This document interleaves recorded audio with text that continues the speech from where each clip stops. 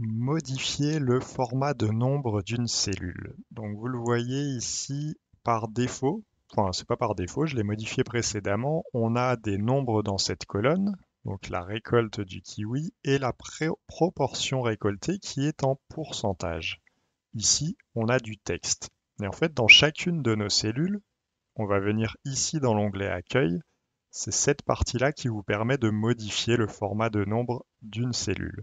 Par défaut sur Excel, il est indiqué en standard. Vous le voyez ici. Quand je vais sur cette colonne, il est sur pourcentage parce que je l'ai modifié précédemment. Ici, il est sur standard, mais il pourrait ou il devrait être sur nombre. Et ici, il est sur standard. En fait, par défaut, je dois, moi, venir manuellement modifier le format de nombre de mes cellules, surtout quand cela cause un problème sur l'affichage de mes cellules. Ici, le plus adapté, vous le voyez, ce serait le format de type texte. On a différents formats, hein. Le standard, en fait, il vient s'ajuster plus ou moins à pas mal de cas de figure, donc on peut le laisser en standard.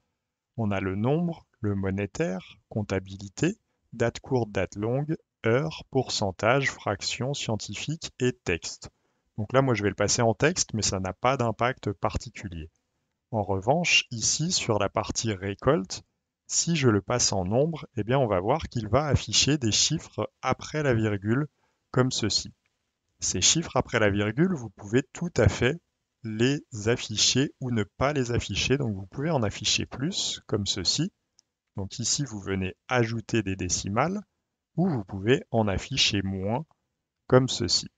Donc là, euh, on peut tout à fait garder un seul chiffre après la virgule pour notre récolte de kiwi. Ici, la proportion récoltée, elle est sur pourcentage, mais vous voyez que si je la mets sur nombre et que je rajoute une décimale, eh bien c'est le même nombre, sauf qu'il est affiché différemment.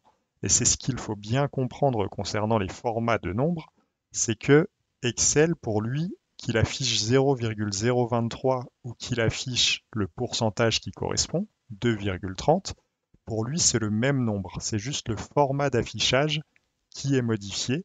Mais si vous faites des calculs à partir d'un nombre, qu'il soit en format numérique ou en format pourcentage, pour Excel, c'est la même chose. Donc si je remets le format numérique comme ceci, je peux faire des calculs à partir de cette cellule de la même manière. Sachez par ailleurs que le format pourcentage, vous y avez accès directement ici si vous le souhaitez et vous pouvez régler les décimales que vous affichez comme ceci également directement. Donc là, on a joué un petit peu sur le format standard, le format nombre, le format texte et le format pourcentage. On va jouer un tout petit peu sur les formats de date et sur les formats comptabilité et monétaire. Donc admettons qu'ici, on ait eh bien, tout simplement des dates comme ceci. Je vais écrire 01-02-2023. Donc là, Excel va comprendre que je souhaite écrire des dates de janvier à décembre, donc ça correspond à mes mois ici. Et je peux venir lui dire, eh bien, je souhaite afficher une date courte. Donc là, c'est ce que j'ai sous les yeux. Mais je peux aussi vouloir afficher une date longue comme ceci. Donc là, on a des hashtags qui se mettent dans nos cellules, mais on ne panique pas, on peut tout à fait augmenter la taille de notre colonne pour venir afficher notre date longue automatiquement. Et là, je peux, si je le souhaite, si je trouve que c'est plus clair, revenir sur une date courte. Sachez également qu'on a des autres formats numériques pour aller encore plus dans le détail. Et en fait, sur les dates, c'est assez intéressant puisque si vous le souhaitez, vous pouvez tout à fait n'afficher que le jour et le mois. Le jour, le mois et l'année, mais s'il y a un zéro, il ne va pas l'afficher, comme ceci. Alors ici, il m'affiche le jour et le mois. Hop. Ici, il va m'afficher le jour, le mois et l'année sans afficher les zéros, comme ceci. Donc vous pouvez venir ici fouiller un petit peu dans la liste les différents types de formats qui vous correspondent le plus. Voilà, celui-ci par exemple. Donc ça, c'est ce qui concerne les dates, pardon. C'est deux choses bien différentes.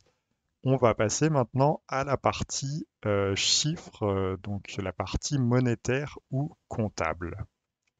Admettons que le prix de mon kilo de kiwi soit à 5 euros. Alors j'ai aucune idée du prix réel d'un kilo de kiwi, mais on va dire qu'il est à 5 euros et je vais le mettre en format monétaire comme ceci. Donc à partir de ce chiffre, cette récolte de kiwi qui est en kilos, je vais venir calculer eh bien, quel est le revenu que je fais sur chacun de mes mois. Donc là, si vous vous souvenez bien, on l'a vu dans une vidéo précédente, je vais devoir figer la cellule E2 pour que, eh bien, tout simplement, quand j'étends ma formule vers le bas, cela reste bien sur la cellule E2 et que ça se multiplie avec la récolte mois après mois. Donc là, j'ai figé cette cellule et donc toutes ces cellules-là, je peux les transformer en format monétaire, je peux centrer les éléments ou je peux les mettre en format comptabilité. Globalement, la seule différence entre monétaire et comptabilité, c'est que la comptabilité, ça va tout seul s'aligner à droite. Alors, il faut aimer, moi je n'aime pas spécialement, donc j'utilise systématiquement le format monétaire, comme ceci. Hop, et je vais ici venir le mettre directement dans une couleur différente pour marquer qu'il s'agit du prix au kilo. Hop, prix au kilogramme. Donc là, je retrouve mon prix automatiquement mis sous format monétaire. Donc là, on va s'arrêter là. On est passé sur le format monétaire et le format comptabilité. Donc on a vu les formats de type texte, les formats de type nombre, le format de type pourcentage, les formats de date qui sont très variés et le format de type monétaire ou comptabilité. Donc vous retrouvez tous ces formats directement ici dans l'onglet Accueil et la sous-partie Nombre sur laquelle vous pouvez tout à fait jouer.